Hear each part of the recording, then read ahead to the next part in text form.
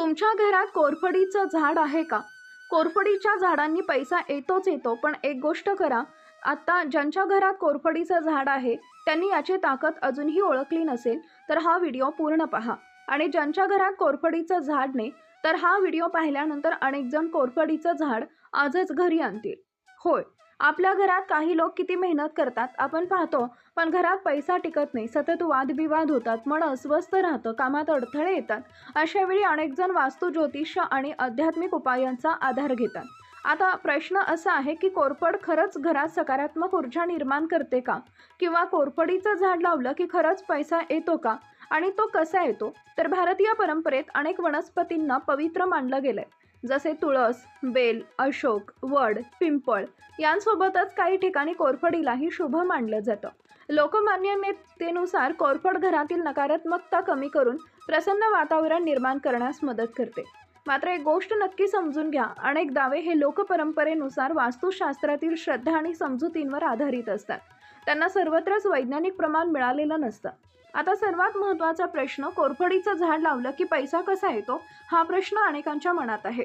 Social मीडियावरही अनेकदा असा दावा केला जातो की कोरफडीचं झाड लावा आणि घरात धनवर्षाव होईल. पण यामागचं खरं तत्व काय आहे?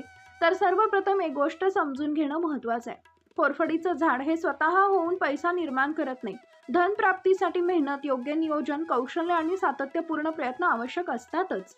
मात्र वास्तुशास्त्रात, ज्योतिष आणि लोकपरंपरेत कोरफडीला समृद्धी, प्रगती आणि सकारात्मकतेचं ऊर्जेचं प्रतीक मानलं जातं.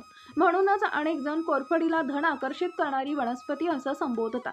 वास्तुशास्त्रानुसार घरात सतत वादविवाद, ताणतणाव, अस्वस्थता किंवा कामात अडथळे येत असतील, तर यामागे नकारात्मक ऊर्जाही असू शकते, ही लोकमान्यता आहे.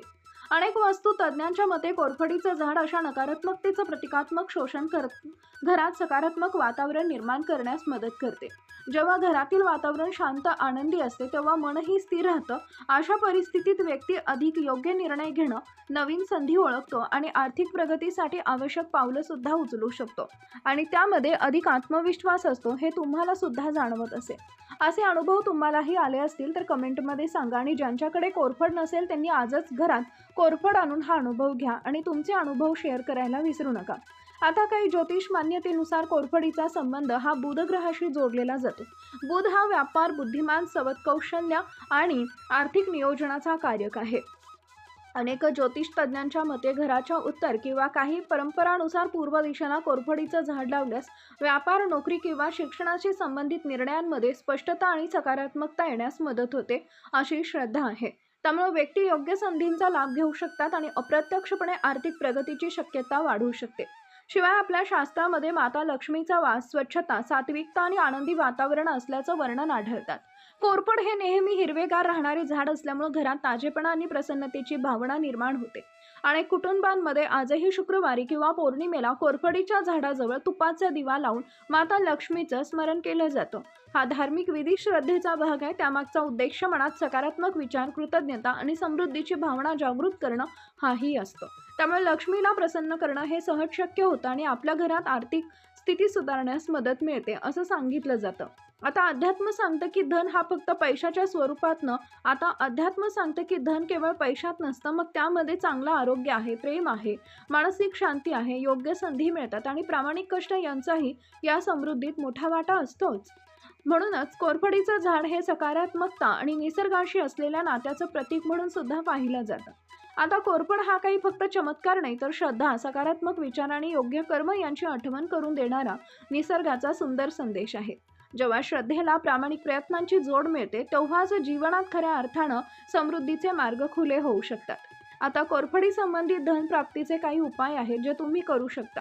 आध्यात्मिक दृष्टिकोनातून श्रद्धा, वास्तू यांच्या हिशोबानं आपापल्या श्रद्धेनुसार, आपापल्या पद्धतीनुसार आपण हे उपाय करून पहा आणि आपले अनुभव शेअर करायला विसरू नका. मग तुमच्या घरात कोरफडीचं झाड आहे का? असेल तर ते घराच्या कोणत्या दिशेला आहे आणि त्यामुळे तुम्हाला कोणते अनुभव आलेत, याबाबतचे तुमचे अनुभव शेअर करायला विसरू नका. अशाच प्रकारच्या माहितीपूर्ण व्हिडिओसाठी ASC मराठी चॅनलला सबस्क्राईब नक्की करा आणि बेल आयकॉन क्लिक करा, म्हणजेच आमच्या नवनवीन व्हिडिओचं नोटिफिकेशन तुम्हाला मिळत राहील. तसेच योग्य आध्यात्मिक मार्गदर्शनासाठी ASC मराठीच्या फेसबुक पेज आणि इंस्टाग्राम पेजला लाईक आणि फॉलो करायला विसरू नका.